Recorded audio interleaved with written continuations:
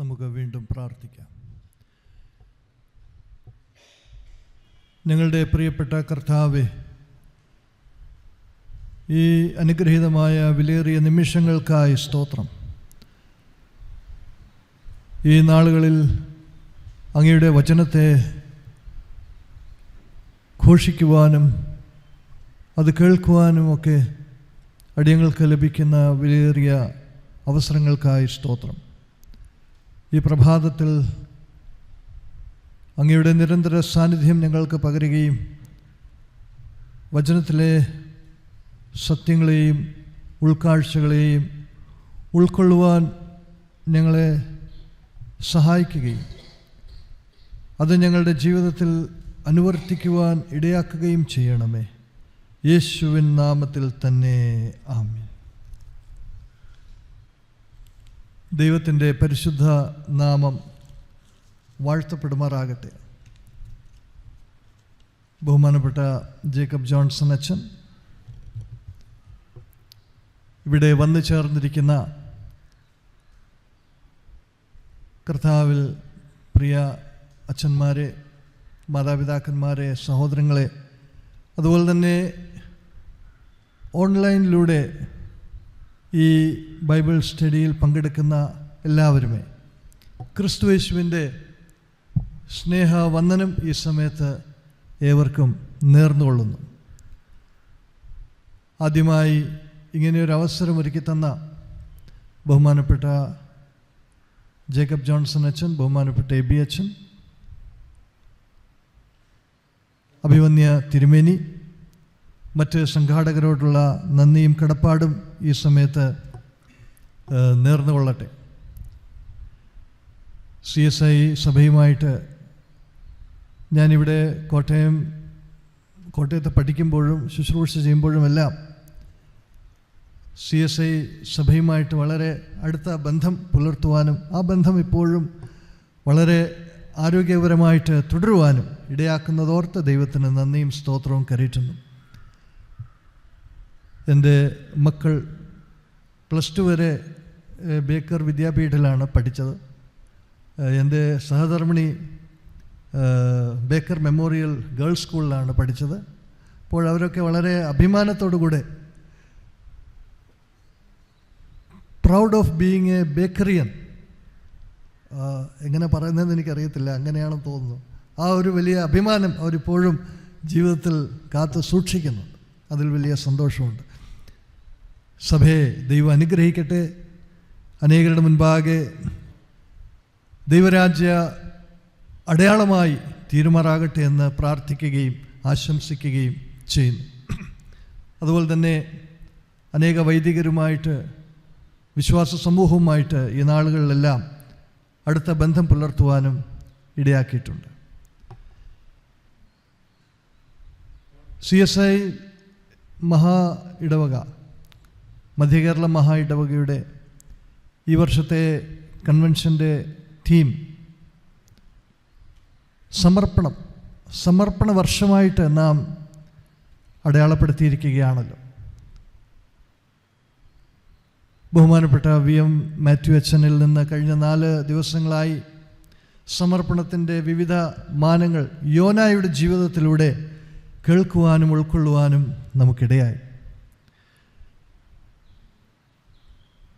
ഞാൻ ഈ 2 ദിവസം പുതിയ നിയമത്തെ ആസ്പദമാക്കി ചില ചിന്തകൾ പങ്കുവയ്ക്കുവാനാണ് ആഗ്രഹിക്കുന്നത്.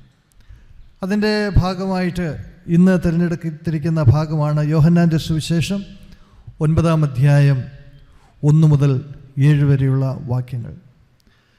ഈ 2 ദിവസവും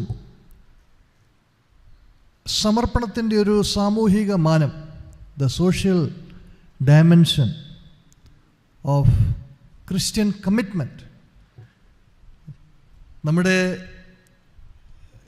കമ്മിറ്റ്മെൻറ്റ് അത് ഒത്തൻറ്റിക് ആക്കണമെങ്കിൽ, അത് ആധികാരികമുള്ളതായി തീരണമെങ്കിൽ അതിനൊരു സാമൂഹിക മാനം ഉണ്ടാകണം.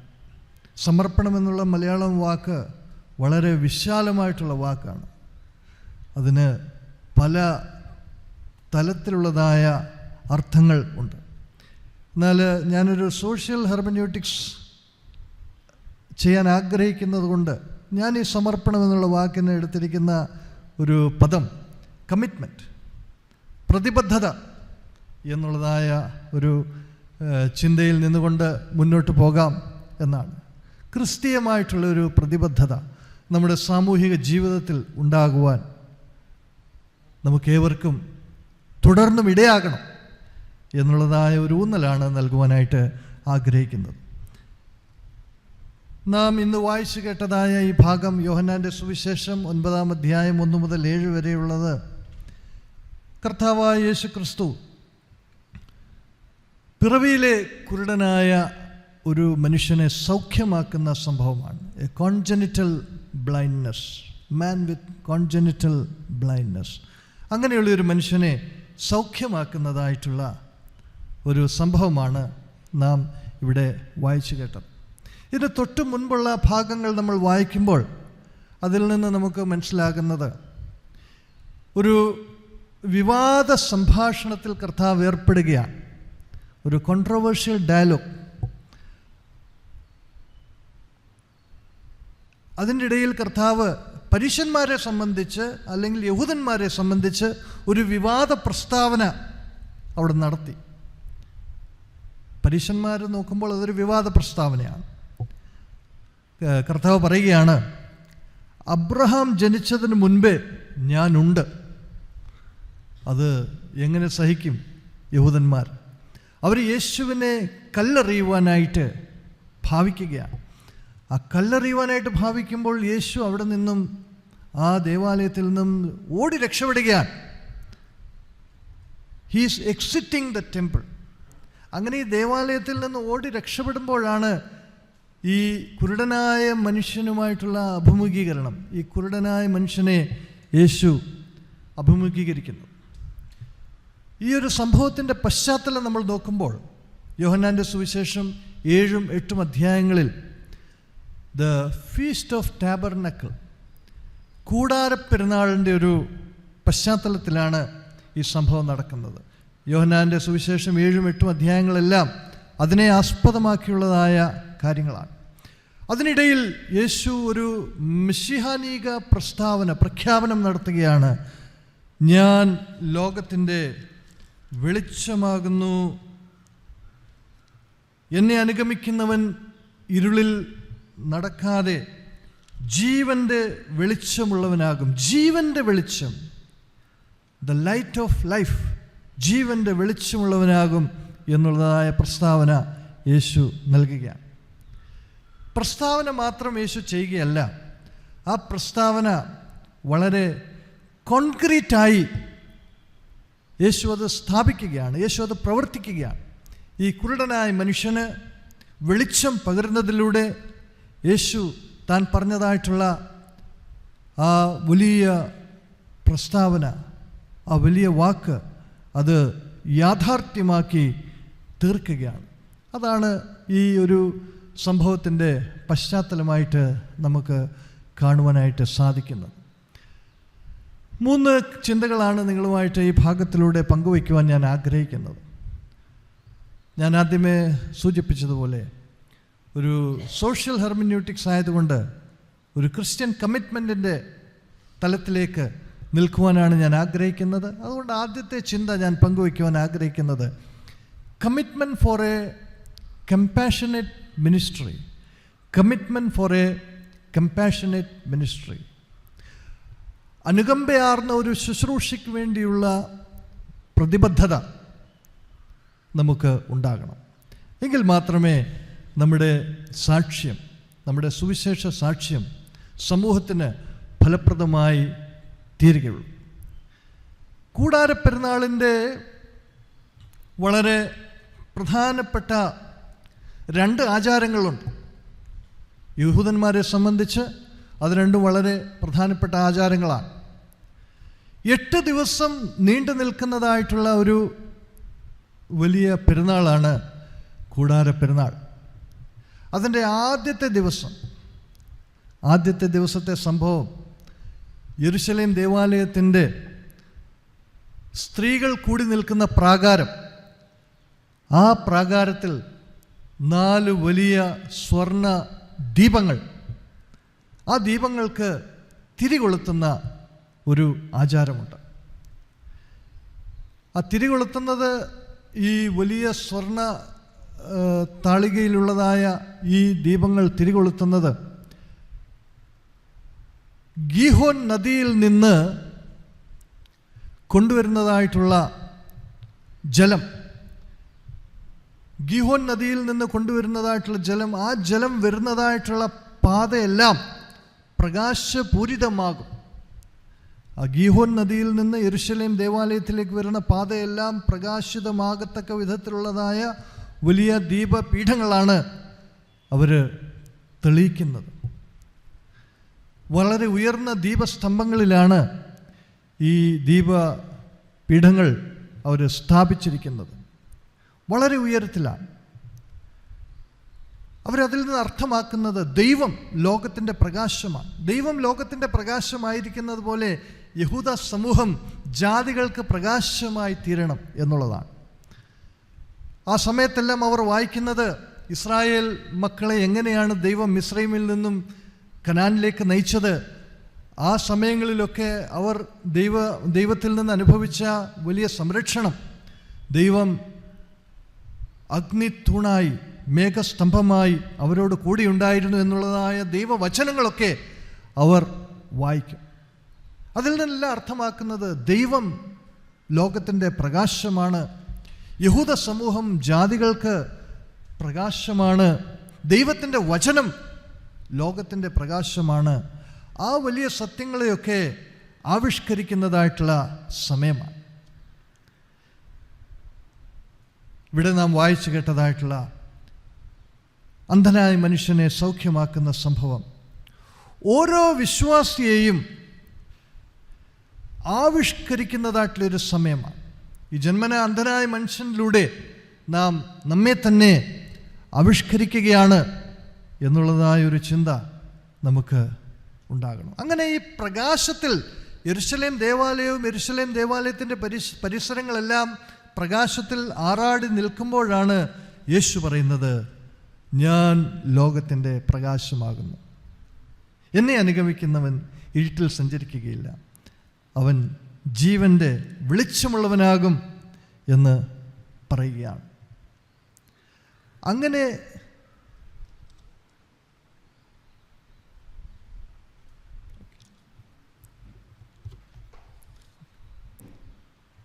Okay, thank you.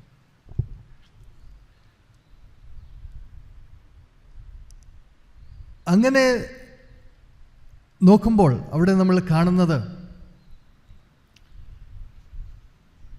യേശു ഈ ജന്മന അന്ധനായ മനുഷ്യനെ കാണുകയാണ്. യേശുവാണ് മുൻകൈ എടുക്കുന്നത്. യേശുവിൻ്റെ ഒരു ഇനീഷ്യേറ്റീവാണ്.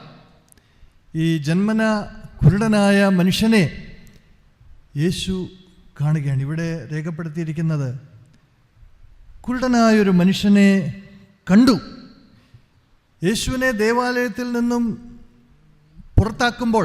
പുറത്താക്കപ്പെടുമ്പോൾ യേശുവാണ് മുൻകൈ എടുക്കുന്നത്. Jesus is taking the initiative. യേശു അവനെ കണ്ടു എന്നാണ് പറയുന്നത്. ആ കണ്ടു എന്ന് പറഞ്ഞിരിക്കുന്നതായിട്ടുള്ള വാക്ക് വളരെ ആഴമേറിയൊരു വാക്കാണ്. ആഴമേറിയ അവബോധമുളവാകുന്നതായിട്ടുള്ള കാഴ്ച, അനുകമ്പ പകരുന്നതായിട്ടുള്ള, കമ്പാഷൻ പകരുന്നതായിട്ടുള്ള ഒരു കാഴ്ച. ആ കാഴ്ച നമ്മളെ സമർപ്പണത്തിലേക്ക്, പ്രതിബദ്ധതയിലേക്ക്, കമ്മിറ്റ്മെൻറ്റിലേക്ക് നയിക്കണം. അങ്ങനെയുള്ളതായൊരു കാഴ്ചയാണ്, ഒരു ബാഹ്യമായിട്ടുള്ള കാഴ്ചയല്ല. അതിന് യോഹന്നാൻ ഉപയോഗിച്ചിരിക്കുന്ന വാക്ക് എയ്ഡൻ എന്നുള്ളതായ ഒരു ഗ്രീക്ക് വാക്കാണ്. A deep intuitive look. അത് ആ ഒരു കാഴ്ച യേശുവിനെ അനുകമ്പയിലേക്ക് നയിക്കുകയാണ്. കഴിഞ്ഞ ദിവസം ഒരു വലിയ AI മോഡൽ ചൈന പുറത്തിറക്കി. അതിൻ്റെ ഒരു വലിയ അമ്പരപ്പിലാണ് ലോകം ഇരിക്കുന്നത്. ഡീപ് സീക്ക് എന്നുള്ളതായ, ഡീപ് സീക്ക് എന്നാണ് അതിൻ്റെ പേര്. ഇവിടെ യേശുവിൻ്റെ കാഴ്ച അങ്ങനെയാണ്, ഒരു ഡീപ്പ് സീക്കാണ്. ഈ അന്ധനായ മനുഷ്യനെ യേശു വെറുതെ കാണുകയല്ല. ആന്തരികമായിട്ട് യേശു അവനോടുകൂടി ചേരുകയാണ്, അവനോട് അനുകമ്പ പകരുകയാണ്. അവൻ്റെ ആ കഷ്ടതയിൽ യേശു പങ്കാളിയായി തീരുകയാണ്. അവൻ്റെ ആ കഷ്ടതയുടെ ആഴത്തിൽ അവനെ സ്നേഹിക്കുകയാണ്. യേശു അത് കാണുകയും അവൻ്റെ സഫറിങ്ങിൽ, അവൻ്റെ കഷ്ടതയിൽ അവനോട് പങ്കാളിയായി തീരുകയും, അങ്ങനെ യേശു തന്നെ അനുകമ്പയുടെ ഒരു ഉപകരണമായി തീരുകയാണ്. Jesus himself becomes an instrument of compassion and commitment. അനുകമ്പയുടെയും പ്രതിബദ്ധതയുടെയും ഒരു ഉപകരണമായി യേശു തന്നെ ആയിത്തീരുകയാണ്. ഇവിടെ ഈ മനുഷ്യൻ നമ്മുടെ എല്ലാവരുടെയും ഒരു പ്രതിനിധിയാണ്. ഒരു പ്രത്യേക ഈ അന്ധനായ മനുഷ്യനെ കുറിക്കുവാൻ വേണ്ടി മാത്രം പറഞ്ഞിരിക്കുന്ന ഒരു കാര്യമല്ല, ഒരു പ്രത്യേക വ്യക്തിയെ കുറിക്കുവാനായിട്ട്, അടയാളപ്പെടുത്തുവാനായിട്ട് പറഞ്ഞിരിക്കുന്നതായിട്ടുള്ള ഒരു കാര്യമല്ല. ഈ അന്ധനായ മനുഷ്യൻ മാനവവർഗത്തെയെല്ലാം, മാനവരാശിയെല്ലാം അടയാളപ്പെടുത്തുന്നതായിട്ടുള്ള, this blind man represents the entire humanity. സകല മാനവരാശിയെയും അടയാളപ്പെടുത്തുന്നതായിട്ടുള്ള ഒരു വ്യക്തിയാണ് ഈ മനുഷ്യൻ. അങ്ങനെ യേശു മുൻകൈയെടുക്കുന്നു. അനുകമ്പയാർന്നതായിട്ടുള്ള നോട്ടത്തിലൂടെ യേശു മുൻകൈയെടുക്കുന്നതായിട്ടാണ് നാം ഇവിടെ കാണുന്നത്. അന്ധനായ മനുഷ്യൻ എന്ന് പറയുമ്പോൾ, മുൻപോട്ട് നമ്മൾ വായിക്കുമ്പോൾ അവൻ ഇരുന്ന് ഇരക്കുന്നതായിട്ട്, ഹീസ് ബെഗിങ്, അവൻ ഇരക്കുന്നവനാണ്. അങ്ങനെയും അവിടെ പറയുന്നുണ്ട്. അതായത് ഈ മനുഷ്യൻ്റെ സമൂഹത്തിൽ യാതൊരു അസ്തിത്വവുമില്ല. He's a non entity. അവന് സമൂഹത്തിൽ യാതൊരു വിലയോ നിലയോ മാനമോ ഒന്നുമില്ല. അവൻ സമൂഹത്തിൽ ഒരു നിസ്സാരനാണ്. അവൻ അപ്രധാനിയായിട്ടുള്ള ഒരു മനുഷ്യനാണ്. അവൻ്റെ പേര് പോലും അവിടെ പറയുന്നില്ല. ഒരു പോർച്ചുഗീസ് നോവലിസ്റ്റായ യോസെ സറമാഗു, അദ്ദേഹത്തിൻ്റെ ഒരു വിഖ്യാതമായിട്ടുള്ള കഥയാണ് ബ്ലൈൻഡ്നെസ്. ഈ ബ്ലൈൻഡ്നെസ് എന്നുള്ളതായ കഥയിലുള്ള കഥാപാത്രങ്ങളെക്കുറിച്ച് പറയുന്നത്, ആ കഥാപാത്രങ്ങൾക്കൊന്നും പേരില്ല. ആ കഥാപാത്രങ്ങൾ പാർക്കുന്നതായിട്ടുള്ള പട്ടണത്തിനും പേരില്ല. നോ നെയിം, നെയിംലെസ്സാണ്. അവിടെയെല്ലാം അവരുടെ കുറവുകളെ ആസ്പദമാക്കിയാണ് അവർ വിളിക്കുന്നത്. ഡോക്ടറിൻ്റെ ഭാര്യ, കാർ മോഷ്ടിച്ചവൻ, ഒന്നാമത്തെ അന്ധൻ, രണ്ടാമത്തെ അന്ധൻ, കോങ്കണ്ണുള്ളതായിട്ടുള്ള ബാലൻ, കറുത്ത കണ്ണാടി ധരിക്കുന്നതായിട്ടുള്ള പെൺകുട്ടി എന്ന് അങ്ങനെയാണ് അവർക്ക് ഓരോ ഐഡൻറ്റിറ്റി കൊടുക്കുന്നത്. ചുരുക്കത്തിൽ പറഞ്ഞാൽ അവർക്ക് സ്വത്വമില്ല, അവർക്ക് ഐഡൻറ്റിറ്റി ഇല്ല. അവർക്കും ഐഡൻറ്റിറ്റി ഇല്ല, അവർ പാർക്കുന്നതായിട്ടുള്ള ആ നഗരത്തിനും ഒരു ഐഡൻറ്റിറ്റി ഇല്ല എന്ന് പറയുന്നത് പോലെയാണ് ഈ മനുഷ്യൻ. ഈ സമൂഹത്തിൽ അദ്ദേഹത്തിന് യാതൊരു വിലയും നിലയും ഇല്ല. എന്നാൽ അങ്ങനെയുള്ളതായിട്ടുള്ളൊരു മനുഷ്യനെ കർത്താവ് തൻ്റെ അനുകമ്പ നിറഞ്ഞതായിട്ടുള്ള ശുശ്രൂഷയുടെ ഭാഗമായി, അനുകമ്പ നിറഞ്ഞതായിട്ടുള്ള കർത്താവിൻ്റെ ദർശനത്തിൻ്റെ ഭാഗമായി അവനെ പ്രബുദ്ധമായിട്ടുള്ള ഒരു അസ്തിത്വത്തിലേക്ക്, ഒരു വിലയേറിയ അസ്തിത്വത്തിലേക്ക്, ഒരു എൻലൈറ്റൻഡ് എക്സിസ്റ്റൻസ്, ആ ഒരു എക്സിസ്റ്റൻസിലേക്ക് അവനെ നയിക്കുന്നതായിട്ടാണ് നാം കാണുന്നത്. അപ്പോൾ നമ്മുടെ ശുശ്രൂഷ, നമ്മുടെ സമർപ്പണം, നമ്മുടെ പ്രതിബദ്ധത ഒരു കമ്പാഷനേറ്റ് മിനിസ്ട്രി, അനുകമ്പയാർന്ന, മനസ്സലിയുന്ന ഒരു ശുശ്രൂഷയുടെ ഭാഗമായി തീരുവാൻ ഇടയാകണം. 2-3 വാക്യങ്ങൾ വായിക്കുമ്പോൾ ഈ ശിഷ്യന്മാർ യേശുവിനോട് ഒരു ചോദ്യം ചോദിക്കുന്നുണ്ട്. ആ ചോദ്യം പാപവും രോഗവും തമ്മിലുള്ളതായ ബന്ധമാണ്. പാപവും രോഗവും തമ്മിലുള്ളതായ ബന്ധത്തെക്കുറിച്ചുള്ള ചോദ്യം അതൊരു വറ്റാത്ത ചോദ്യമാണ്. അതിൽ നിന്നും ആളുകൾക്ക് ഉത്തരം കണ്ടെത്തുവാനായിട്ട് സാധിച്ചിട്ടില്ല. മാനവരാശിയുടെ തന്നെ ഒരു വറ്റാത്ത ചോദ്യമാണ് ഈ പാപവും രോഗവും തമ്മിലുള്ളതായ ബന്ധം. ഇന്നും ആളുകൾ കരുതുന്നത് പല രോഗങ്ങളും പാപം മൂലമാണ് എന്നുള്ളതാണ്. ഇത്രമാത്രം ശാസ്ത്രം പുരോഗമനം പ്രാപിച്ചിട്ടും മനുഷ്യൻ്റെ ചിന്തയ്ക്ക് വ്യതിയാനം വന്നിട്ടും ഇപ്പോഴും അങ്ങനെ ചിന്തിക്കുന്നവരുണ്ട്. പഴയ നിയമത്തിൽ അത് ചില കാര്യങ്ങൾ വളരെ വ്യക്തമായിട്ട് അതിനെക്കുറിച്ച് പറയുന്നുണ്ട്. പഴയ നിയമം നമ്മൾ വായിക്കുമ്പോൾ ആ ഭാഗമൊന്നും ഞാനിപ്പോൾ പറയുന്നില്ല. മാതാപിതാക്കന്മാരുടെ പാപം മൂലം, മാതാപിതാക്കന്മാരുടെ കുറവുകൾ മൂലം അവരുടെ കുഞ്ഞുങ്ങൾ ശിക്ഷിക്കപ്പെടുന്നു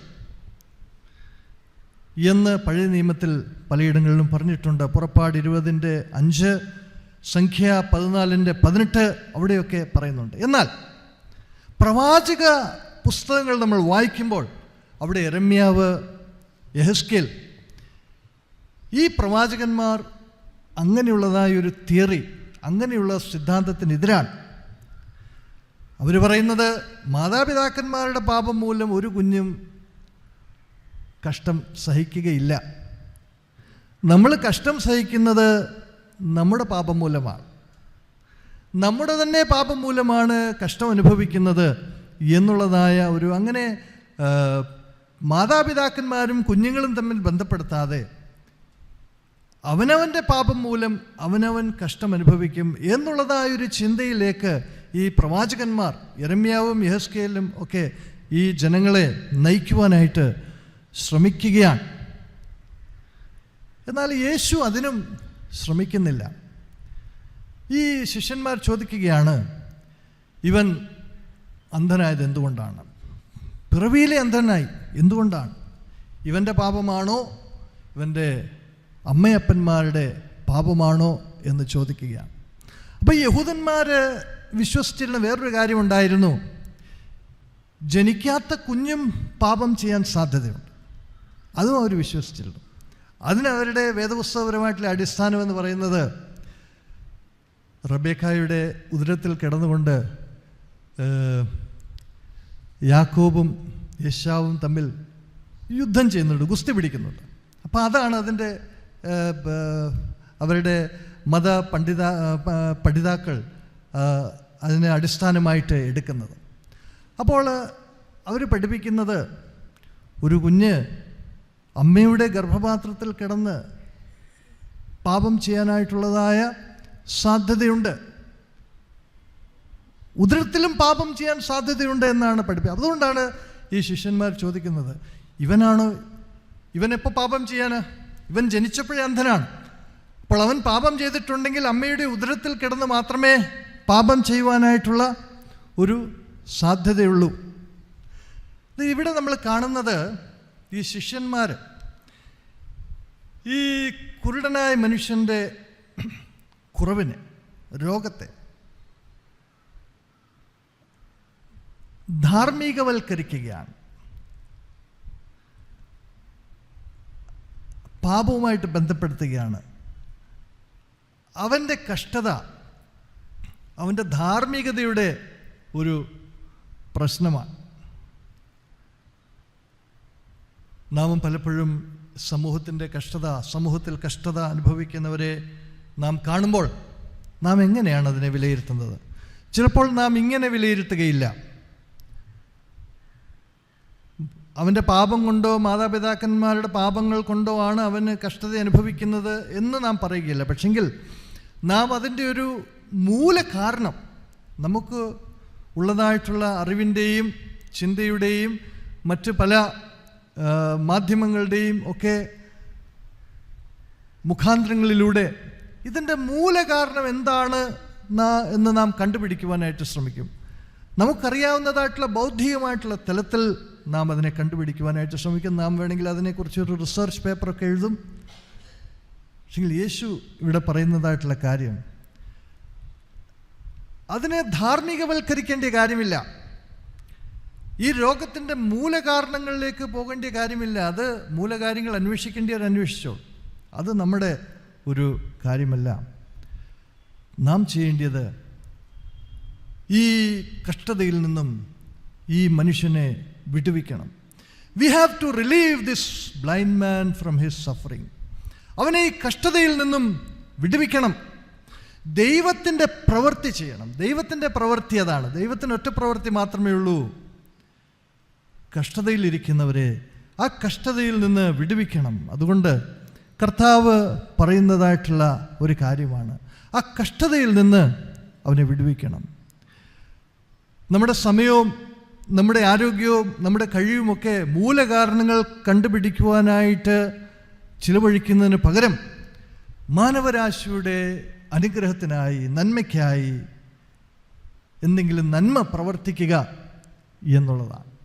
അപ്പോൾ യേശു ഒരു കാര്യം അവിടെ പറയുന്നുണ്ട്, അത് നമുക്ക് വളരെ ഒരു തെറ്റിദ്ധാരണ ഉണ്ടായേക്കാം. യേശു പറയുന്നുണ്ട്, ദൈവപ്രവൃത്തി അവങ്കിൽ വെളിവാക്കേണ്ടതിനത്രേ, അവൻ്റെ അമ്മയപ്പന്മാരെങ്കിലും പാപം ചെയ്തിട്ടല്ല, ദൈവപ്രവൃത്തി അവങ്കിൽ വെളിവാക്കേണ്ടതിനത്രേ എന്ന് യേശു പറയുന്നുണ്ട്. അപ്പോൾ നമുക്കതൊരു തെറ്റിദ്ധാരണയുണ്ടാകാം. ദൈവമാണ് കാരണം, ദൈവമാണ് ഇവൻ അന്ധനായിട്ട് ജനിക്കുവാൻ കാരണം. അതിനൊരു കാരണമുണ്ട്, ദൈവത്തിൻ്റെ ശക്തി അവനിൽ വെളിപ്പെടണം. അതുകൊണ്ട് ദൈവമാണ് അതിന് കാരണം എന്ന് യേശു പഠിപ്പിച്ചതായിട്ട് നാം ചിന്തിക്കാം. പക്ഷേ അങ്ങനെയല്ല, യേശു അങ്ങനെ പഠിപ്പിച്ചിട്ടില്ല. God is not the cause of his blindness. അത് വളരെ വ്യക്തമായിട്ട് യേശു പറയുകയാണ്. ദൈവത്തിൻ്റെ മഹത്വം വെളിപ്പെടുത്തുവാനായിട്ട് ഈ മനുഷ്യനെ ദൈവം കുരുടനായിട്ട് ജനിപ്പിച്ചതല്ല. യേശു ശിഷ്യന്മാരോട് പറയുകയാണ്, നിങ്ങളാണ് പാപം ചെയ്തത്. കാരണം ഈ മനുഷ്യനെ മനുഷ്യനായിട്ട് കാണുവാൻ നിങ്ങൾക്ക് കഴിയുന്നില്ല. ഈ മനുഷ്യനെ കുറവുള്ളവനായിട്ടാണ് നിങ്ങൾ കാണുന്നത്. ഈ മനുഷ്യനെ നിങ്ങൾ കുരുടനായിട്ടാണ് കാണുന്നത്. ഈ മനുഷ്യനെ മനുഷ്യനായിട്ട് കാണുന്നില്ല. അതുകൊണ്ട് സമൂഹമാണ് ഈ മനുഷ്യനെ കുറവുള്ളവനാക്കുന്നത്. Society makes a person disabled. Disability theology എന്ന് പറയുന്നതായിട്ടുള്ള ഒരു ബ്രാഞ്ച് തിയോളജിക്കൽ എഡ്യൂക്കേഷനകത്തുണ്ട്. അതിനകത്ത് പറയുന്നതായിട്ടുള്ളൊരു കാര്യം, ആരും ഡിസേബിൾഡ് അല്ല, society makes a person disabled. ഈ കുരുടനായ മനുഷ്യനോട് നിങ്ങൾ ചെയ്യുന്നതായിട്ടുള്ള പാപം, നിങ്ങൾ ഈ മനുഷ്യനെ ഡിസേബിൾഡ് ആക്കി. അവനെ ഒരു മനുഷ്യനായിട്ട് കാണുവാൻ സാധിക്കുന്നില്ല. നിങ്ങളാണ് പാപം ചെയ്തിരിക്കുന്നത് എന്ന് കർത്താവ് പറയുകയാണ്. സമൂഹമാണ് പലപ്പോഴും ഓരോ വ്യക്തിയെയും കുറവുള്ളവളായി ചാപ്പ കുത്തുന്നത്. ആ ഒരു കുറവ് ഇമ്പോസ് ചെയ്യുന്നത് സമൂഹമാണ്. എന്നാൽ കർത്താവ് പറയുന്നത് എന്താണെന്ന് ചോദിച്ചാൽ, ഈ മനുഷ്യൻ അന്ധനായിട്ട് ജനിച്ചു. God has chosen him. ദൈവത്തിനത് വിഷയമല്ല. ദൈവം അവനെ തിരഞ്ഞെടുത്തു. ദൈവത്തിൻ്റെ പ്രവൃത്തി അവങ്കൽ വെളിവാക്കുവാനായിട്ട് ദൈവം അവനെ തിരഞ്ഞെടുത്തു എന്നാണ് കർത്താവ് അവിടെ പറയുവാൻ ആഗ്രഹിക്കുന്നത്. അങ്ങനെ ഈ ദൈവത്തിൻ്റെ പ്രവൃത്തി ലോകത്തിൽ സന്നിഹിതമാക്കുവാനായിട്ട് നിഷ്കളങ്കരായിട്ടുള്ള ആളുകളുടെ കഷ്ടത അത് ദൈവം തിരഞ്ഞെടുക്കുകയാണ്. നിഷ്കളങ്കരായിട്ടുള്ള ആളുകളുടെ കഷ്ടതയിലൂടെ ഈ ലോകത്തെ സൗഖ്യമാക്കുവാൻ ദൈവം ആഗ്രഹിക്കുകയാണ്. നിഷ്കളങ്കരായിട്ടുള്ള ആളുകളുടെ കുറവുള്ള അവസ്ഥയിലൂടെ രോഗഗ്രസ്തമായിട്ടുള്ള സമൂഹത്തെ ദൈവം സൗഖ്യം നൽകുവാൻ ദൈവം ആഗ്രഹിക്കുകയാണ്. അങ്ങനെയാണ് ദൈവം പ്രവർത്തിക്കുന്നത് എന്ന് കർത്താവ് പറയുകയാണ്. അതുകൊണ്ട് ആരാ വിശുദ്ധർ? ഈ കുരുടനൊരു വിശുദ്ധനാണ്. ഈ കുറവുള്ളവർ അവർ വിശുദ്ധരാണ്.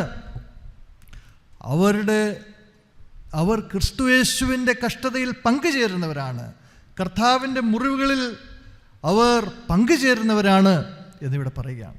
കൊളോസ്യ ലേഖനം 1-ാം അധ്യായത്തിൻ്റെ 24-ാമത്തെ വാക്യം നമ്മൾ വായിക്കുമ്പോൾ അവിടെ പൗലോസ് അപ്പോസ്തലൻ പറയുന്നുണ്ട്, നിങ്ങൾക്ക് വേണ്ടിയുള്ള കഷ്ടാനുഭവങ്ങളിൽ സന്തോഷിച്ച് ക്രിസ്തുവിൻ്റെ കഷ്ടങ്ങളിൽ കുറവുള്ളത് എൻ്റെ ജഡത്തിൽ സഭയായ അവൻ്റെ ശരീരത്തിന് വേണ്ടി പൂരിപ്പിക്കുന്നു. ക്രിസ്തുവിൻ്റെ കഷ്ടങ്ങളിൽ കുറവായുള്ളത് എൻ്റെ ജഡത്തിൽ സഭയായ അവൻ്റെ ശരീരത്തിന് വേണ്ടി പൂരിപ്പിക്കുന്നു. അതായത് ഈ മനുഷ്യൻ്റെ ബ്ലൈൻഡ്നെസ്, ഈ മനുഷ്യൻ്റെ അന്ധത എന്ന് പറയുന്നത് it is an extension of Christ suffering. ക്രിസ്തുവിൻ്റെ കഷ്ടതയുടെ ഒരു എക്സ്റ്റൻഷനാണ് എന്ന് നമുക്ക് മനസ്സിലാക്കുവാനായിട്ട് സാധിക്കും. അപ്പം ദൈവത്തിൻ്റെ പ്രവൃത്തി ലോകത്തിന് വെളിപ്പെടുത്തുവാനായിട്ട് ദൈവം ചില ആളുകളെ തിരഞ്ഞെടുക്കുന്നു. ആ തിരഞ്ഞെടുക്കപ്പെടുന്നവരാരാണ്? ബലഹീനരാണ്. അവരുടെ രോഗത്തിലൂടെ, കഷ്ടതയിലൂടെ ദൈവം ലോകത്തെ സുഖമാക്കുന്നു എന്ന് ഇവിടെ നമുക്ക് മനസ്സിലാക്കുവാനായിട്ട് സാധിക്കും. അപ്പോൾ കുരുടനായിരിക്കുന്നത് പാപമല്ല, അവൻ പാപിയായതുകൊണ്ടല്ല, മറ്റുള്ളവർ പാപം ചെയ്തത് കൊണ്ടൊന്നുമല്ല അവൻ കുരുടനായിരിക്കുന്നത്. പാപം, യഥാർത്ഥ പാപം എന്ന് പറയുന്നത് മനുഷ്യ നന്മയ്ക്ക് വേണ്ടി നാം പ്രവർത്തിക്കാത്തതാണ്. യഥാർത്ഥ പാപം എന്ന് പറയുന്നത് ദൈവിക പ്രവൃത്തിയെ നിരസിക്കുന്നതാണ്. ദൈവിക പ്രവൃത്തിയിൽ പങ്കുചേരുവാനുള്ള ആഹ്വാനത്തെ നിരസിക്കുന്നതാണ് യഥാർത്ഥ പാപം. യഥാർത്ഥ അന്ധത എന്ന് പറയുന്നതും അതുതന്നെയാണ്. ദൈവിക ദൗത്യത്തിൽ പങ്കാളികളാകുവാനുള്ളതായ പ്രതിബദ്ധത നഷ്ടമാകുന്നതാണ് യഥാർത്ഥമായിട്ടുള്ള പാപം. അതുകൊണ്ട് ക്രിസ്ത്യൻ കമ്മിറ്റ്മെൻ്റ് എന്ന് പറയുന്നത് ഒരു കമ്പാഷനേറ്റ് മിനിസ്ട്രിയാണ്. ക്രിസ്തീയ പ്രതിബദ്ധത മനസ്സലിവുള്ളതായ ഒരു ശുശ്രൂഷയാണ്. ആ ശുശ്രൂഷയുടെ ഒരു വലിയ മാനമാണ്, വലിയ മാതൃകയാണ് കർത്താവ് ഇവിടെ നമ്മളെ കാണിക്കുന്നത്. രണ്ടാമതായിട്ട് ഞാൻ പറയുവാനായിട്ട് ആഗ്രഹിക്കുന്നതായിട്ടുള്ള ഒരു ചിന്ത, commitment to a holistic ministry. സമഗ്രമായ ഒരു ശുശ്രൂഷയ്ക്ക് വേണ്ടിയുള്ള ക്രിസ്തീയ പ്രതിബദ്ധത, സമഗ്രമായ ഒരു സമൂഹത്തിന് വേണ്ടി, സമഗ്രമായ ഒരു ശുശ്രൂഷയ്ക്ക് വേണ്ടിയുള്ള ക്രിസ്തീയ പ്രതിബദ്ധത. സമൂഹത്തിലുള്ള നമ്മുടെ ശുശ്രൂഷകൾ സമഗ്രമായിരിക്കണം. It should be holistic. CSI സഭയും മറ്റ് സഭകളുമൊക്കെ ഈ സമഗ്രമായ ശുശ്രൂഷയിൽ വളരെ ശ്രദ്ധാപൂർവം, താല്പര്യപൂർവം ഏർപ്പെടുന്നുണ്ട് എന്നുള്ളത് ഏറ്റവും സന്തോഷം പകരുന്നതായിട്ടുള്ള ഒരു കാര്യമാണ്. ഇവിടെ 4-ാമത്തെ വാക്യം വായിക്കുമ്പോൾ, എന്നെ അയച്ചവൻ്റെ പ്രവൃത്തി പകൽ ഉള്ളിടത്തോളം നാം ചെയ്യേണ്ടതാകുന്നു, ആർക്കും പ്രവർത്തിച്ചു കൂടാത്ത രാത്രി വരുന്നു. ഇവിടെ കർത്താവ് പറയുന്നതായിട്ടുള്ളൊരു കാര്യം, നാം പ്രവർത്തിച്ചു കൊണ്ടേയിരിക്കണം. V must continue. 2 കാര്യം പറയുന്നുണ്ട്. We must continue to work. നാം പ്രവർത്തിച്ചു കൊണ്ടേ ഇരിക്കണം. എന്താണ് പ്രവർത്തിക്കേണ്ടത്? ദൈവത്തിൻ്റെ രക്ഷണ്യ പ്രവൃത്തി, the salvific work of God. ദൈവത്തിൻ്റെ രക്ഷണ്യ പ്രവൃത്തിയാണ് നാം പ്രവർത്തിച്ചു കൊണ്ടേ ഇരിക്കേണ്ടത്. അതൊരു ഐച്ഛികമായിട്ടുള്ളൊരു കാര്യമല്ല. വേണമെങ്കിൽ പ്രവർത്തിച്ചാൽ മതി, വേണമെങ്കിൽ പ്രവർത്തിക്കാതെയും ഇരിക്കാം. അങ്ങനെയുള്ളതായ ഒരു ഓപ്ഷൻ ഇല്ല. ഇവിടെ കർത്താവ് പറയുന്നതായിട്ടുള്ള ഒരു കാര്യം, പകൽ ഉള്ളിടത്തോളം ചെയ്യേണ്ടതാകുന്നു. It's a divine necessity. അതൊരു ഡിവൈൻ നെസസിറ്റിയാണ്.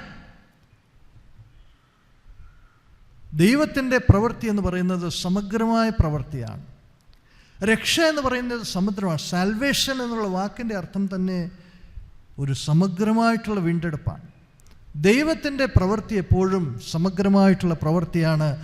ആ പ്രവൃത്തി നാം ചെയ്യണം, ചെയ്തുകൊണ്ടേയിരിക്കണം. 2 കാര്യമാണ്. ഒന്ന് ഒരു നെസസിറ്റിയാണ്, 2 ഒരു കണ്ടിന്യൂറ്റിയാണ്.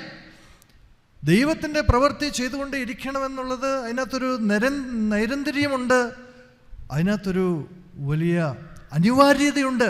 നെസസിറ്റി ആൻഡ് കണ്ടിന്യൂറ്റി അതിനകത്ത് ഉണ്ട്. അത് ചെയ്തുകൊണ്ടേ ഇരിക്കണം എന്നാണ് പറയുന്നത്. അപ്പോൾ കർത്താവ് ഇവിടെ പറയുന്നതായിട്ടുള്ള ഒരു കാര്യം, ആർക്കും പ്രവർത്തിച്ചു കൂടാത്ത രാത്രി വരുന്നു, പകൽ ഉള്ളിടത്തോളം നാം ചെയ്യേണ്ടതാകുന്നു. 2 കാര്യങ്ങളാണ്. പകൽ ഉള്ളിടത്തോളം നാം പ്രവർത്തിക്കേണ്ടതാകുന്നു. എന്താണ് ഈ പകൽ? നാം അതിൻ്റെ ദൈവശാസ്ത്രത്തിലേക്ക് പോകണ്ട. നമ്മുടെ ജീവിതവുമായിട്ട് ബന്ധപ്പെട്ട് നോക്കുമ്പോൾ ഈ പകൽ എന്താണ്? നമ്മുടെ ജീവിതത്തിൻ്റെ പകൽ എന്ന് പറയുന്നത് നമുക്ക് ദൈവം തന്നിരിക്കുന്നതായിട്ടുള്ള, ഈ ഭൂമിയിൽ തന്നിരിക്കുന്നതായിട്ടുള്ള അനുഗ്രഹങ്ങളും അവസരങ്ങളും കാലഘട്ടവുമാണ്. അനുഗ്രഹങ്ങളും അവസരങ്ങളും കാലഘട്ടങ്ങളുമാണ് നമ്മുടെ ജീവിതത്തിലെ പകൽ. നമുക്ക് ദൈവം തന്നിരിക്കുന്ന ഇന്നിൻ്റെ എല്ലാ സാധ്യതകളുമാണ്. യോഹന്നാൻ്റെ സുവിശേഷം നമ്മൾ വായിക്കുമ്പോൾ, യോഹന്നാൻ്റെ സുവിശേഷത്തിലെല്ലാം ഉടനീളം നമ്മൾ കാണുന്ന ഒരു കാര്യമാണ് ഹിസ്റ്റോറിക് പ്രസൻസ്. ചരിത്രമാണ് പറയുന്നത്. പക്ഷെങ്കിൽ ചരിത്രം പറയുമ്പോഴും അത് തൊട്ടപ്പുറത്ത് ഇപ്പോഴും സംഭവിച്ചു കൊണ്ടിരിക്കുന്ന ഒരു സംഭവമായിട്ടാണ് ഈ യോഹന്നാൻ സകല കാര്യങ്ങൾ പറയുന്നത്. ഒരു ഹിസ്റ്റോറിക് പ്രസൻസ്. അപ്പം നമ്മുടെ ജീവിതത്തിലെ പകൽ എന്ന് പറയുന്നത് ഇറ്റ്സ് അവർ ഹിസ്റ്റോറിക് പ്രസൻസ്. നമുക്ക് ഈ ദൈവവചനത്തിലുള്ളതായ ഹിസ്റ്റോറിക് പ്രസൻസ് നമ്മുടെ ജീവിതത്തിലും ഉണ്ടാകുവാനായിട്ടിടയാകും. അല്ലെങ്കിൽ അത് രാത്രിയാണ്. ആ ഹിസ്റ്റോറിക് പ്രസൻസ് ചരിത്രപരമായിട്ടുള്ള ഒരു വർത്തമാന സംഭവമായി നാം നമ്മുടെ ജീവിതത്തെ കാണുന്നില്ല എങ്കിൽ അത് രാത്രിയാണ്. കർത്താവ് അങ്ങനെയാണ് കണ്ടിരുന്നത്. കർത്താവ് പറയുന്നത്, എനിക്കിനിയും അധികം കാലമില്ല, എനിക്കുള്ളിടത്തോളം എൻ്റെ നാഴിക വരുന്നിടം വരെ ഞാൻ എൻ്റെ പിതാവിൻ്റെ പ്രവൃത്തി ചെയ്യും, ദൈവത്തിൻ്റെ പ്രവൃത്തി ചെയ്യും എന്നാണ് ഇവിടെ കർത്താവ് പറയുന്നത്. അതുപോലെ തന്നെയാണ് നമ്മുടെ ഓരോരുത്തരുടെയും ജീവിതത്തിൽ കർത്താവായ യേശു ക്രിസ്തുവിൻ്റെ ആ ഒരു തിടുക്കത്തോടുകൂടെ, ആ ഒരു ദർശനത്തോടുകൂടെ ഈ പ്രവൃത്തി, മനസ്സലിവിൻ്റെ പ്രവൃത്തി നാം നിറവേറ്റണം. അങ്ങനെ പ്രവർത്തിക്കുമ്പോൾ സമൂഹത്തിന് പ്രകാശം പകരുവാനായിട്ട്, സമൂഹത്തിന് ജീവൻ പകരുവാനായിട്ട് ഇടയാകും. എല്ലാ മേഖലകളിലും നമ്മുടെ ഒരു പ്രവാചക ഇടപെടൽ ആവശ്യമാണ്. ഈ പ്രവാചക ഇടപെടലിലൂടെയാണ് ജീവിതവും വെളിച്ചവും, ജീവനും വെളിച്ചവും ലോകത്തിന് പകരപ്പെടുന്നത്. അതുകൊണ്ട് നമ്മുടെ സഭയുടെ, നമ്മുടെ കൂട്ടായ്മയുടെ, നമ്മുടെ വ്യക്തി ജീവിതങ്ങളുടെ സമഗ്രമായ ശുശ്രൂഷ നാം നിറവേറ്റിക്കൊണ്ടേ ഇരിക്കണം. പ്രകാശത്തിൻ്റെ ഒരു ഫങ്ഷൻ, പ്രകാശത്തിൻ്റെ ഒരു പ്രവർത്തനം നമ്മൾ നോക്കുമ്പോൾ സമഗ്രമാണ്. ഒരിടത്ത് പ്രകാശം വന്നു കഴിഞ്ഞാൽ എല്ലായിടത്തും പ്രകാശമുണ്ടാകും. ആ ചുറ്റുപാടുകളിലെല്ലാം പ്രകാശമുണ്ടാകും. It is not selective. നമ്മുടെയും ശുശ്രൂഷ അങ്ങനെയായിരിക്കണം. ഹോളിസ്റ്റിക് ആയിരിക്കണം, സമഗ്രമായിരിക്കണം. യേശു അതാണ് പറയുന്നത്. ഞാൻ ലോകത്തിലിരിക്കുമ്പോൾ ലോകത്തിൻ്റെ വെളിച്ചമാകുന്നു എന്ന് ഉത്തരം പറഞ്ഞു. ഞാൻ ലോകത്തിലിരിക്കുമ്പോൾ ലോകത്തിന് വെളിച്ചമാകും. നമ്മൾ യോഹന്നാൻ്റെ സുവിശേഷം വായിക്കുമ്പോൾ ഈ വെളിച്ചത്തെക്കുറിച്ച് ഒത്തിരി കാര്യങ്ങൾ പറയുന്നുണ്ട്. വെളിച്ചം യോഹന്നാൻ്റെ സുവിശേഷത്തിലെ ഒരു പ്രധാനപ്പെട്ട വിഷയമാണ്. അതിലൊരു 6 കാര്യങ്ങൾ, ഈ ഭാഗവുമായിട്ട് ബന്ധപ്പെട്ട 6 കാര്യങ്ങൾ മാത്രം ഞാൻ പറയുവാനായിട്ട് ആഗ്രഹിക്കുന്നു. അതായത് ഈ ഭാഗത്ത് വെളിച്ചം, ഞാൻ ലോകത്തിൻ്റെ വെളിച്ചമാകുന്നു, പ്രകാശമാകുന്നു എന്ന് പറയുമ്പോൾ, യേശു പറയുമ്പോൾ അതിൻ്റെ അർത്ഥം യേശു പിതാവിനെ വെളിപ്പെടുത്തുന്ന ആളാണ്. Jesus reveals God. പിതാവിനെ വെളിപ്പെടുത്തുകയാണ് യേശു പ്രകാശമാണ് എന്ന് പറയുമ്പോൾ. രണ്ടാമതായിട്ട് നമ്മൾ കാണുമ്പോൾ യേശു പ്രകാശമാണ് എന്ന് പറയുമ്പോൾ മനുഷ്യ ജീവിതത്തിൻ്റെ സമസ്ത മേഖലയെയും പ്രകാശിപ്പിക്കുന്ന സാന്നിധ്യമാണ് കർത്താവിൻ്റെ സാന്നിധ്യം. മനുഷ്യ ജീവിതത്തിൻ്റെ സകല മേഖലകളെയും പ്രകാശിപ്പിക്കുന്ന സാന്നിധ്യമാണ് ഞാൻ ലോകത്തിൻ്റെ പ്രകാശമാകുന്നു എന്ന് പറയുമ്പോൾ. മൂന്നാമതായിട്ട് യേശു ലോകത്തിൻ്റെ പ്രകാശമാണ് എന്ന് പറയുമ്പോൾ മനുഷ്യരാശിയുടെ വിമോചകനാണ്. He liberates humanity. സകല അന്ധകാര ശക്തിയിൽ നിന്നും മനുഷ്യരാശിയെ വിമോചിപ്പിക്കുന്നതായിട്ടുള്ള ഒരു സാന്നിധ്യമാണ് കർത്താവിൻ്റെ സാന്നിധ്യം. നാലാമതായിട്ട് ഞാൻ ലോകത്തിൻ്റെ പ്രകാശമാകുന്നു എന്ന് പറയുമ്പോൾ ലോകത്തിലെ തിന്മകളെ എല്ലാം വെളിച്ചത്ത് കൊണ്ടുവരുന്ന, എക്സ്പോസ് ചെയ്യുന്നതായിട്ടുള്ളൊരു സാന്നിധ്യമാണ്. ഈ പരീശന്മാരുമായിട്ടും മറ്റ് മത നേതാക്കന്മാരുമായിട്ടുമൊക്കെ കർത്താവ് സംസാരിക്കുമ്പോൾ, അവരുമായിട്ടൊരു സംഭാഷണത്തിൽ ഏർപ്പെടുമ്പോൾ അവരുടെ പാപങ്ങളെയെല്ലാം അവരുടെ പോരായ്മകളെയും അവരുടെ തിന്മകളെയെല്ലാം കർത്താവ് പുറത്തു കൊണ്ടുവരികയാണ്. അതുകൊണ്ടാണ് കർത്താവിനെ അവർ കൊല്ലുവാനായിട്ട് താല്പര്യം കാണിക്കുന്നത്. അഞ്ചാമതായിട്ട് നാം കാണുന്നത് യേശു ലോകത്തിൻ്റെ പ്രകാശമാണെന്ന് പറയുമ്പോൾ ലോകത്തെ രൂപാന്തരപ്പെടുത്തുന്നവനാണ്. He transforms the world. ലോകത്തെ രൂപാന്തരപ്പെടുത്തുന്നു. ആറാമതായിട്ട് പറയുന്നത് ഞാൻ ലോകത്തിൻ്റെ പ്രകാശമാണെന്ന് പറയുമ്പോൾ പ്രകാശത്തിൽ നിന്ന് മാറി നിൽക്കുന്നവരുടെ കണ്ണുകളെ അന്ധമാക്കുന്നതാണ് യേശുവിൻ്റെ സാന്നിധ്യം. ദൈവത്തിൻ്റെ പ്രവൃത്തി ചെയ്യാത്തവർക്ക് അന്ധത പകരുന്നതാണ് യേശുവിൻ്റെ പ്രകാശം. ചിലപ്പോൾ ഈ വലിയ പ്രകാശം അടിക്കുമ്പോൾ നമുക്കൊന്നും കാണത്തില്ല. നമ്മൾ രാത്രി ഡ്രൈവ് ചെയ്യുമ്പോൾ നമുക്കതറിയാം. ഹൈ ബീമൊക്കെ ഇട്ട് ചില വണ്ടികൾ വരുമ്പോൾ നമുക്കൊന്നും കാണത്തില്ല. എന്ന് പറയുന്നത് പോലെ യേശുവിൻ്റെ പ്രകാശം വരുമ്പോൾ തിന്മയിലിരിക്കുന്നതായിട്ടുള്ള വ്യക്തികൾ അവർ വീണ്ടും അന്ധരായിത്തീരുകയാണ്. അവർക്കൊന്നും കാണുവാനായിട്ട് കഴിയുന്നില്ല. ഞാൻ ഈ ഭൂമിയിലിരിക്കുമ്പോൾ ഞാൻ ലോകത്തിൻ്റെ വെളിച്ചമാണ്. നമ്മുടെയും ജീവിതം അങ്ങനെയാണ്. ഞാനും നിങ്ങളും ഈ ലോകത്തിലിരിക്കുമ്പോൾ യേശുവിനെ പോലെ ലോകത്തിൻ്റെ പ്രകാശങ്ങളായിരിക്കാൻ ഈ 6 ഗുണങ്ങളുള്ള യേശുവിനെ പോലെ ഈ 6 ഗുണങ്ങളുള്ള പ്രകാശങ്ങളായി തീരുവാൻ നമുക്കിടയാകണം. അങ്ങനെ പ്രകാശമുള്ളവർ നമ്മുടെ സമൂഹത്തിൻ്റെ ചുറ്റുപാടും ഉണ്ട്. CSI സഭയുടെ ബഥേൽ ആശ്രമത്തിൽ ഞാൻ പോയിട്ടുണ്ട്. അവർ ചെയ്യുന്ന ശുശ്രൂഷ പ്രകാശതുല്യമായ ശുശ്രൂഷയാണ്. ഈ കഴിഞ്ഞ ദിവസം ചില മാസങ്ങൾക്ക് മുൻപ് പ്രൊവിഡൻസ് സിസ്റ്റേഴ്സ് നടത്തുന്ന ഒരു ഹോമിൽ പോകുവാനായിട്ട് ഇടയായി. അവരുടെ ശുശ്രൂഷ വളരെയധികം, അവരുടെ ശുശ്രൂഷ കാണാൻ സാധിച്ചില്ല. അവർ പറഞ്ഞതനുസരിച്ച് ഒരു വലിയ ശുശ്രൂഷയാണ് അവർ ചെയ്യുന്നത്. അതായത് കിടപ്പ് രോഗികളെ മാത്രമേ, കിടപ്പ് രോഗികളെ എന്ന് പറഞ്ഞാൽ ചെറുപ്പക്കാർ, യങ്സ്റ്റേഴ്സ്, അവരെ മാത്രമേ അവർ ശുശ്രൂഷിക്കുകയുള്ളൂ. അവരെല്ലാം വിളിക്കുന്നത് മക്കളെന്നാണ്. മക്കൾ. മല്ലപ്പള്ളിയിലുള്ള ഒരു ഹോമിലാണ് പോയത്. അപ്പോഴവർ പറഞ്ഞു, ഞങ്ങൾ ഇവരെ ശുശ്രൂഷിക്കുന്നത് അവരുടെ അവർ കിടക്കുന്നതായിട്ടുള്ള കട്ടിൽ അത് കുരിശാണ്. അതിനെ ഞങ്ങൾ കാണുന്നത് കുരിശായിട്ടാണ്. ആ കിടക്കയിൽ കിടക്കുന്നതായിട്ടുള്ള ഈ മോൻ അല്ലെങ്കിൽ മോള്, ഈ കുഞ്ഞ്, അത് യേശുവാണ്. യേശു ക്രൂശിൽ കിടക്കുന്ന ദർശനമാണ് ഞങ്ങൾ അവരെ ശുശ്രൂഷിക്കുമ്പോൾ ഞങ്ങളുടെ ദർശനം. ഞങ്ങളവരെ ശുശ്രൂഷിക്കുമ്പോൾ മുട്ടുകുത്തി നിന്നുകൊണ്ട് ശുശ്രൂഷിക്കുകയില്ല, മുട്ടുകുത്തി നിന്നുകൊണ്ടാണ്. യേശുവിൻ്റെ മുൻപിൽ മുട്ടുകുത്തി നിൽക്കുന്നത് പോലെ, കാൽകരങ്ങൾ മടക്കി നിൽക്കുന്നത് പോലെ, അങ്ങനെയാണ് ഞങ്ങൾ ഈ കുഞ്ഞുങ്ങളെ ശുശ്രൂഷിക്കുന്നത്. ഞങ്ങൾക്ക് ബാങ്ക് അക്കൗണ്ടൊന്നും ഇല്ലായിരുന്നു. പക്ഷേ ഇപ്പം ഗവൺമെൻറ്റിൻ്റെ പല റെഗുലേഷൻസ് അനുസരിച്ച് ഇപ്പോൾ അവർ തുടങ്ങിയിട്ടുണ്ട്. അപ്പം അങ്ങനെയുള്ളതായ ഒരു വലിയ ശുശ്രൂഷ ചെയ്യുന്ന ഒരു സമൂഹം. അതുപോലെ തന്നെ കഴിഞ്ഞ ദിവസം ശാലേം കരുണാഭവൻ എന്നുള്ളതായ ഒരു സ്ഥലത്തും പോയി. അവിടെ മാനസിക രോഗികളായിട്ടുള്ള അനേക പുരുഷന്മാരെ നോക്കുന്നുണ്ട്. അപ്പോൾ അതിൻ്റെ ഉടമസ്ഥനോട് ചോദിച്ചു, നിങ്ങൾക്ക് എങ്ങനെയാണ് ഇതിനുള്ളതായിട്ടുള്ളൊരു ദർശനം കണ്ടത്? അങ്ങനെ ഇത് തുടങ്ങണമെന്ന് നിങ്ങൾക്ക് തോന്നിയത് എങ്ങനെയാണ് എന്ന് ചോദിച്ചപ്പോൾ അദ്ദേഹം പറഞ്ഞതായിട്ടുള്ള ഒരു കാര്യം, ഇദ്ദേഹം പോകുന്നിടത്തെല്ലാം ഇങ്ങനെയുള്ള മാനസിക രോഗികളെ കാണുകയാണ്. മാനസിക രോഗികളെ കാണുക എന്നുള്ളത് തന്നെയല്ല, ഈ മാനസിക രോഗികളെ സമൂഹം ഒറ്റയ്ക്കിട്ട് ഉപദ്രവിക്കുന്നു.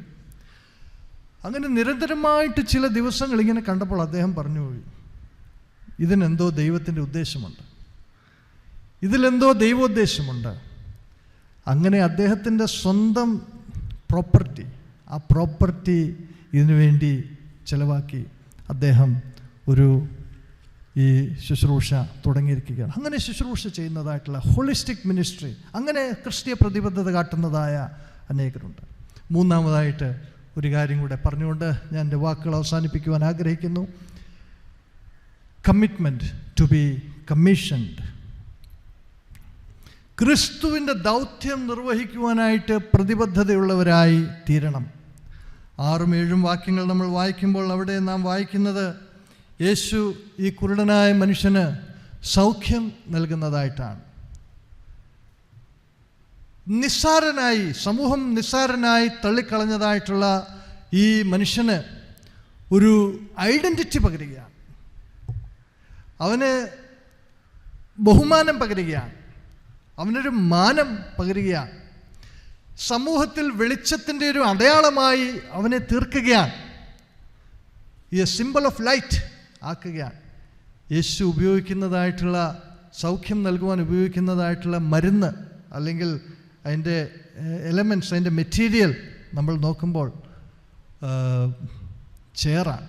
ചേറും തുപ്പലും കൂടെ ചേർത്ത്, അതായത് ആദിയിൽ ദൈവം മനുഷ്യനെ എങ്ങനെ സൃഷ്ടിച്ചു, ആദാമിനെ എങ്ങനെ സൃഷ്ടിച്ചു, അതുപോലെയാണ് കർത്താവ് ഈ മനുഷ്യനെ സൃഷ്ടിക്കുന്നത്, ഈ മനുഷ്യൻ്റെ കണ്ണിന് സൗഖ്യമാക്കുന്നത്, അവനെ ഒരു പുതിയ സൃഷ്ടിയാക്കി തീർക്കുകയാണ്. കർത്താവ് ഈ മനുഷ്യൻ്റെ കണ്ണിൽ ചേറ് പുരട്ടുമ്പോൾ അവനെ ഒരു പുതിയ സൃഷ്ടിയാക്കി തീർക്കുകയാണ്. അവിടെ രേഖപ്പെടുത്തിയിരിക്കുന്നത് അവൻ്റെ കണ്ണിൽ ഈ ചേറ് പൂശി എന്നാണ്. എന്നാൽ ഗ്രീക്ക് ബൈബിൾ നമ്മൾ വായിക്കുമ്പോൾ അവിടെ ആ പൂശി എന്നുള്ള പദത്തിന് വളരെ ആഴമായ ഒരർത്ഥമാണ് വരുന്നത്. അവൻ്റെ കണ്ണിനെ കർത്താവ് ചേറുകൊണ്ട് അഭിഷേകം ചെയ്തു എന്നാണ് അവിടെ രേഖപ്പെടുത്തി. ഹി അനോയിൻറ്റഡ് വിത്ത് ക്ലേ എന്നുള്ളതായ ഒരു പദമാണ്. നമ്മൾ ക്രിസ്മേഷൻ, നമ്മൾ അഭിഷേകം, കൺഫർമേഷൻ ഉപയോഗിക്കുന്നതായിട്ടുള്ള ആ ഒരു പദമാണ്, മൂറോൻ അഭിഷേകത്തിന് ഉപയോഗിക്കുന്ന ആ പദമാണ് അവിടെ ഉപയോഗിച്ചിരിക്കുന്നത്. ഹി അനോയിൻറ്റഡ് വിത്ത് ക്ലേ, ചേറുകൊണ്ട് അഭിഷേകം ചെയ്തു. ക്രിസ്തു എന്ന വാക്കിൻ്റെ അർത്ഥം അഭിഷിക്തൻ എന്നാണ്. ഈ മനുഷ്യനെ കർത്താവ് ചേറുകൊണ്ട് അവൻ്റെ കണ്ണ് അഭിഷേകം ചെയ്തപ്പോൾ അവൻ ക്രിസ്തുവിൻ്റെ ഒരു പ്രതിനിധിയായി തീരുകയാണ്. ലോകത്തിൽ ക്രിസ്തുവിൻ്റെ സാക്ഷിയായി, ക്രിസ്തുവിൻ്റെ നിയോഗം നിറവേറ്റുവാനായിട്ടുള്ള ഒരു അഭിഷേകം അവന് കർത്താവ് കൊടുത്തിരിക്കുകയാണ്. He is anointed as A Christ. വേറൊരു ക്രിസ്തുവായിട്ട് കർത്താവ് അവനെ അഭിഷേകം ചെയ്തിരിക്കുകയാണ്. ഈ മനുഷ്യൻ നമ്മുടെ എല്ലാവരുടെയും ഒരു പ്രതിനിധിയാണ്. നമ്മെയും കർത്താവ് അഭിഷേകം ചെയ്തിരിക്കുകയാണ്.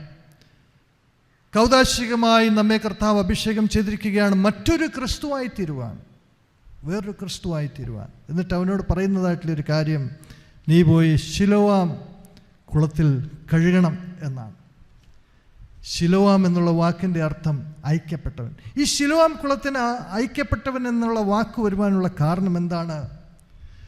ശിലോവാം കുളത്തിലുള്ളതായ വെള്ളം ഗീഹോൻ നദിയിൽ നിന്ന് വരുന്ന വെള്ളമാണ്.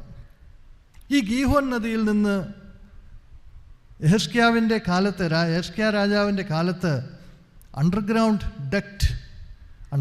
ഡക്റ്റ് ഉണ്ടാക്കി ഈ ഗീഹോൻ നദിയുടെ വെള്ളം ഈ കുളത്തിലേക്ക് കൊണ്ടുവരും. ഐക്യപ്പെട്ട വെള്ളമായതുകൊണ്ടാണ് ഐക്യപ്പെട്ടവൻ എന്നുള്ളതായൊരു വാക്ക് ഈ ശിലോവാം കുളത്തിന് വന്നിരിക്കുന്നത്. ശിലോവാം കുളത്തിൻ്റെ വെള്ളമല്ല, ഗീഹോൻ നദിയുടെ വെള്ളമാണ്. ഈ വെള്ളം എന്തിനു വേണ്ടിയാണ്? ദേവാലയ ശുദ്ധീകരണത്തിന് വേണ്ടിയാണ്. ഈ ശിലോവാം കുളത്തിൽ നിന്നും പിന്നെ ദേവാലയ ശുദ്ധീകരണത്തിന് വേണ്ടി ഈ വെള്ളം ഉപയോഗിക്കും. നമുക്ക് നമ്മുടേതായിട്ടെന്ന് പറയാനായിട്ട് ഒന്നുമില്ല. നമുക്കുള്ളത് ദൈവത്തിൻ്റെ കൃപയാണ്. നാം അനേക ദൈവകൃപകൾ അനുഭവിക്കുന്ന വ്യക്തികളാണ്. എന്നാൽ ഈ ദൈവകൃപകളൊക്കെ പലപ്പോഴും നമ്മിൽ ഇങ്ങനെ കെട്ടിക്കിടക്കുകയാണ്, ഒഴുകുന്നില്ല. ഐക്യപ്പെടണം. നാം ഐക്യപ്പെട്ടവരാണ്. നമ്മളിലുള്ള കൃപകളും ഐക്യപ്പെടണം. ശിലോവാമിലെ വെള്ളം കെട്ടിക്കിടക്കാത്തതുപോലെ നമ്മുടെ ഉള്ളിലുള്ള, നമ്മുടെ ജീവിതത്തിലുള്ള ദൈവകൃപകൾ, ദൈവിക അനുഗ്രഹങ്ങൾ അത് ലോകത്തിന് പകരണം. അതാണ് നമ്മുടെ ഒരു വലിയ നിയോഗം. God's blessing should not be stagnated. It should flow. It should keep on changing. ലോകത്തിന് വേണ്ടി നൽകിക്കൊണ്ടേ ഇരിക്കണം. എങ്കിൽ മാത്രമേ കർത്താവിൻ്റെ ആധികാരികമായിട്ടുള്ള സാക്ഷിയായി തീരുവാൻ ഇടയാകുകയുള്ളൂ. ആധികാരികമായിട്ടുള്ള ഒരു കമ്മിറ്റ്മെൻറ്റ്, ഒരു സമർപ്പണം നമുക്കുണ്ടാകുവാനായിട്ട് ഇടയാകുകയുള്ളൂ. ഒരു വലിയ നിയോഗമാണ് അവന് കൊടുക്കുന്നത്, ക്രിസ്തുവിൻ്റെ ധൈര്യമുള്ള സാക്ഷിയായി തീരുക. തുടർന്നുള്ള ഭാഗം നമ്മൾ വായിക്കുമ്പോൾ അവിടെ നമ്മൾ കാണുന്നത് 17-ാമത്തെ വാക്യത്തിൽ ഈ മനുഷ്യൻ, സൗഖ്യം പ്രാപിച്ച മനുഷ്യൻ, അവനെ ഇനി കുരുടെന്ന് വിളിക്കുന്നത് ശരിയല്ല, അവൻ സൗഖ്യം പ്രാപിച്ച മനുഷ്യനാണ്. അവൻ പറയുകയാണ്, എന്നെ സൗഖ്യം ആക്കിയവൻ അവനൊരു പ്രവാചകനാണ്. 17-ാമത്തെ വാക്യത്തിൽ ഹീ ഈസ് എ പ്രോഫറ്റ്. 28-ാമത്തെ വാക്യത്തിൽ വളരെ രസകരമായൊരു കാര്യമുണ്ട്. ഈ മത നേതാക്കന്മാരെ അവൻ വെല്ലുവിളിക്കുകയാണ്. നിങ്ങളും അവൻ്റെ ശിഷ്യന്മാരായിത്തീരണം. You should become his disciples. നിങ്ങൾ അവൻ്റെ ശിഷ്യന്മാരായി. മത നേതാക്കന്മാരെ വെല്ലുവിളിക്കുകയാണ്. 38-ാമത്തെ വാക്യത്തിൽ യേശുവിനെ അവൻ നമസ്കരിക്കുകയാണ്. യേശുവിനെ നമസ്കരിക്കുന്നു, യേശുവിൽ വിശ്വസിക്കുന്നു. നമ്മുടെ സാമൂഹിക പ്രതിബദ്ധത എപ്രകാരമായിരിക്കണം എന്ന് നമ്മുടെ എല്ലാവരുടെയും പ്രതിനിധിയായ ഈ മനുഷ്യനിലൂടെ, കുരുടനായ മനുഷ്യനിലൂടെ, സൗഖ്യം പ്രാപിച്ച മനുഷ്യനിലൂടെ നാം കണ്ടു. 3 കാര്യം. കമ്മിറ്റ്മെൻറ്റ് ടു കമ്പാഷനേറ്റ് മിനിസ്ട്രി, മനസ്സിലുള്ള ശുശ്രൂഷയ്ക്ക് വേണ്ടിയുള്ള ഒരു പ്രതിബദ്ധത. Commitment to a holistic ministry, സമഗ്രമായിട്ടുള്ള ലോകത്തിനെല്ലാം പ്രകാശം പകരുന്ന ഒരു സമർപ്പണ, ഒരു പ്രതിബദ്ധത നമുക്കുണ്ടാകണം. 3-ാമതായിട്ട് നിയോഗിക്കപ്പെടുവാനുള്ളതായൊരു പ്രതിബദ്ധത, കമ്മിറ്റ്മെൻറ്റ് ടു ബി കമ്മീഷൻഡ്.